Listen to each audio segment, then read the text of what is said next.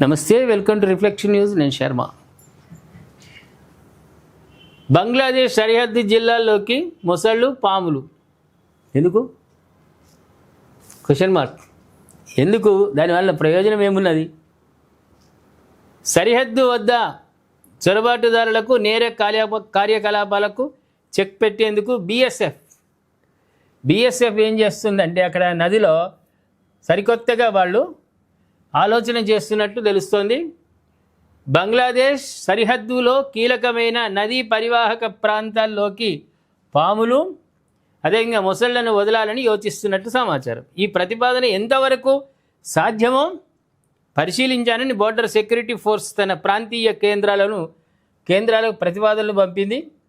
ఇక్కడ ఏంటంటే ఒక్క బంగ్లాదేశ్ చొరబాటుదారులే వస్తారని కాదు కదా, పరిసర ప్రాంతాల్లో ఉన్నటువంటి నగరాలలో వాళ్ళు కూడా ఆ నదిలోకి వెళ్ళాలంటే వాళ్ళకు కూడా ప్రాణభయమే కదా. మరి వాళ్ళు చొరబాటుదారులను పట్టుకుంటే ఏం కాదు, ఐడెంటిటీ చేస్తే, కానీ ఇవి అందరినీ పట్టుకుంటాయి. వాటికి ఏం తెలుస్తుంది? వీడు మావాడు, వీడు పరాయివాడు అని ఏం తెలుస్తుంది? ఎవడు నదిలో దిగితే వాడిని దొరకబడతాయి.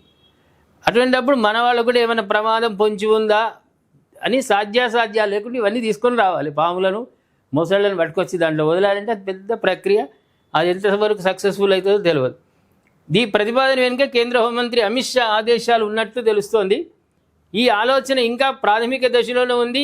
దీని అమలులో అనేక సవాళ్లు ఉన్నాయి.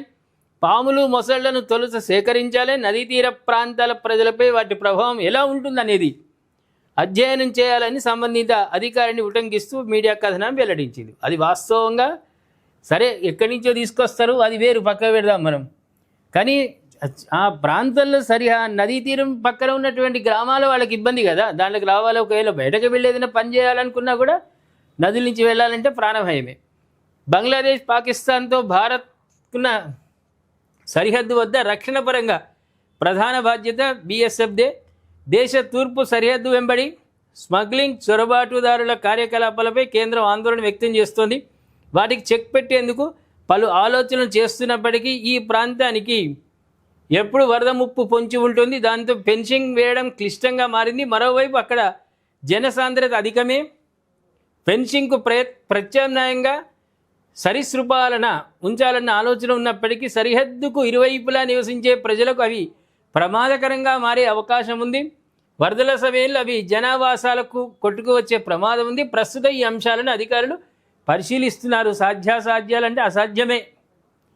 ఎప్పటికీ నదులు వచ్చినప్పుడు దాంట్లో విడిచినవి కొన్ని అయినా మళ్ళీ పెరుగుతుంటాయి, సంతానాలు వాటికి అభివృద్ధి చెందుతుంటాయి. వేలాది మందికి అయినాక అది పెరిగిన తర్వాత వరదలలో కొట్టుకొని వస్తాయి. ఊర్లలో ప్రజల్ని ఇబ్బంది పాలు చేసే అవకాశం ఉంది. ఎవరైనా తెలియకుండా నదిలో దిగితే మనవాడైనా వాడికి ప్రమాదమే పొంచి ఉన్నది. వచ్చిన చొరబాటుదారులను పట్టుకొని గుంజుకపోతే ఏం కాదు, నష్టం లేదు. కానీ మన వాళ్ళు బలవుతారు కదా వీటి వల్ల. కాబట్టి అన్ని రకాలుగా ఆలోచన చేసే ఇది సాధ్యాసాధ్యాలు. సాధ్యమవుతుందా? ఇది అసాధ్యమైన పనా?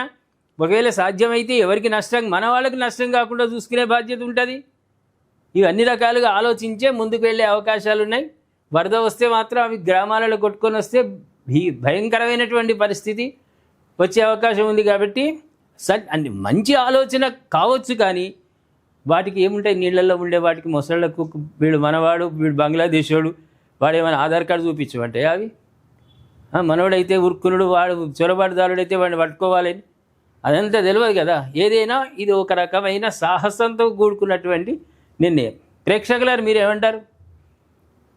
చొరబాటుదారులను ఆపాలంటే బీఎస్ఎఫ్ కంటే ముందే ఈ నదీ తీరంలో, సరిహద్దులో ఉన్న నదీ తీరంలో మొసళ్ళు, పాములు వదిలితే ప్రాణభయం కన్నా వాడు రాడు అనేది ఒక మాట. నిజంగా వాడు అలాగే ఉరుక్కుంటాడు వీటిని చూసి. సరే, మన రాష్ట్రం బంగ్లాదేశ్కు సంబంధించిన, పశ్చిమ బెంగాల్కి సంబంధించినటువంటి వాళ్ళు ఉంటే వాళ్ళు ఒకవేళ దిగితే వాళ్ళకు ప్రాణం పోయే అవకాశం ఉండదా? ప్రాణభయం ఉండదా? ఈ రెండు అంశాలను విశ్లేషించుకొని మీరు కామెంట్ రూపంలో తెలియజేయండి. అదేవిధంగా సబ్స్క్రైబ్ చేసుకోండి, షేర్ చేయండి.